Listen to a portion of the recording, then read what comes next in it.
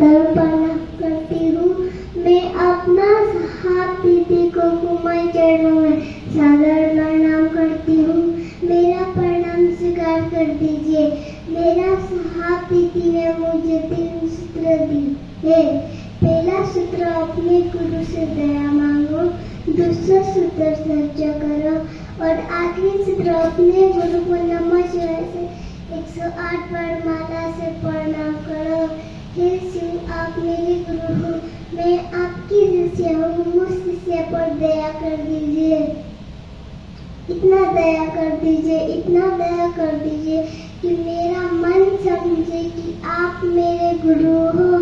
प्रणाम। और फायदा क्या हुआ है? पहले जब मैं गुरु नहीं मानती थी तो मेरा जीवन बहुत गंदा था। जब मैंने गुरु को शिव माना तो मेरा जीवन में गंदा नहीं हुआ, अच्छा लगा। गुरु से दया मांगने का बात, गुरु से दया मांगने से गुरु से दया मिलता है।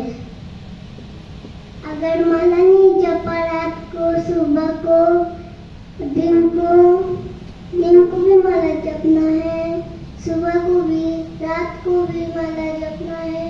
पर माला जपना है, नहीं जपना तो गुरु से दया कहाँ से मिलेगा? गुरु से दया लेने के लिए तो गुरु से दया मांगना पड़ेगा, माला जपना पड़ेगा। अगर तो गुरु से दया क्यों नहीं मांगे हम लोग? नहीं मांगेंगे तो गुरु से दया कहाँ से आएगा? कहाँ से? कहीं नहीं से आएगा, सिर्फ गुरु से ही आएगा। गुरु है ये, गुरु है हम लोग का मालिक।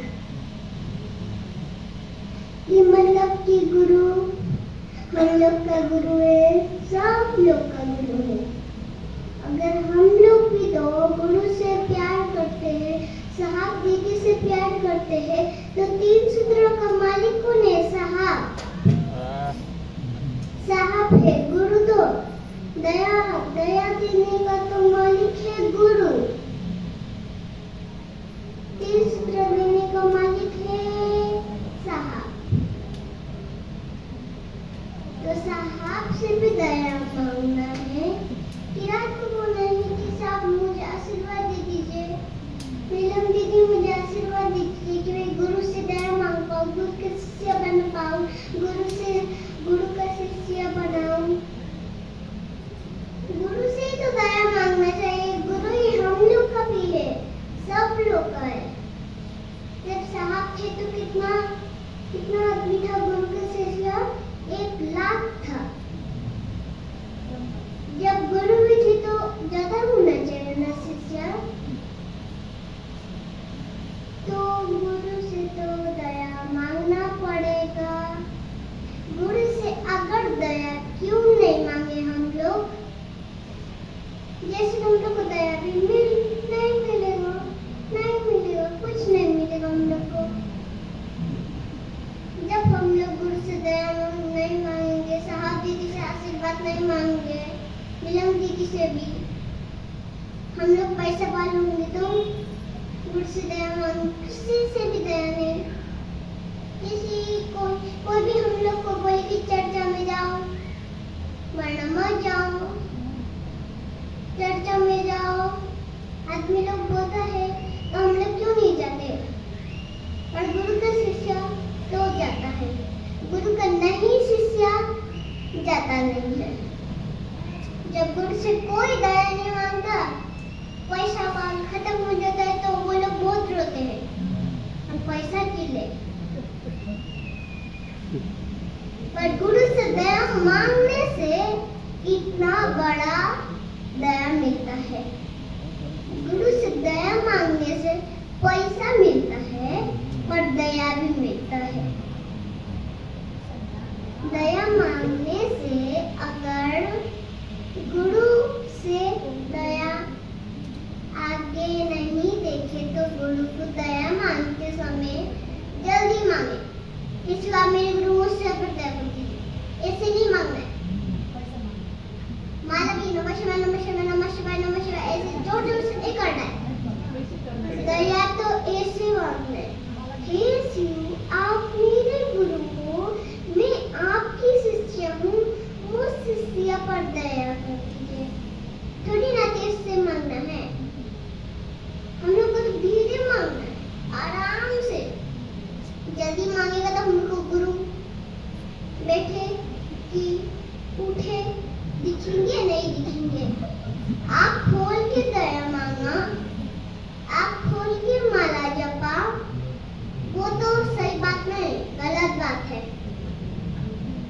अगर आँख बंद करके दया मांगा, आँख बंद करके माला जपा, तब भी ना तो गुरु दया देंगे। ऐसे तो दया नहीं देंगे। आँख बंद या आँख खुला होने से तो गुरु कैसे दया देंगे। आँख खोल के दया मांगेंगे तो गुरु से कैसे दया मिले। आँख बंद करके गुरु से दया मांगे तो दया मिलेगा।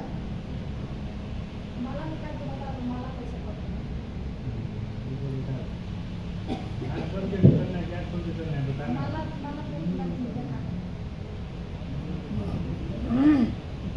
नमः शिवाय, नमः शिवाय, नमः शिवाय, नमः शिवाय, नमः शिवाय, नमः शिवाय, नमः शिवाय, पूरा नहीं करना है, थोड़ा सा करना है, थोड़ा ही करना है।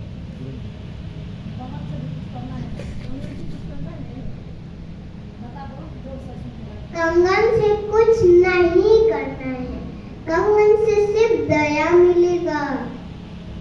कंगन से कुछ करना नहीं है, कंगन से सिर्फ दया मिलेगा।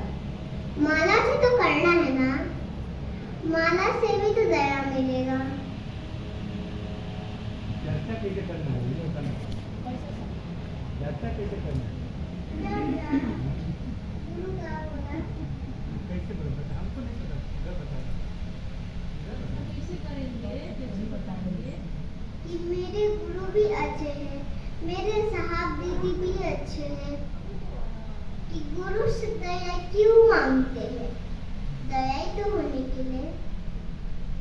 गुरु से दया मांगना भी चाहिए, नहीं मांगा तो दया कहाँ हुआ। गुरु से दया भी मांगना चाहिए।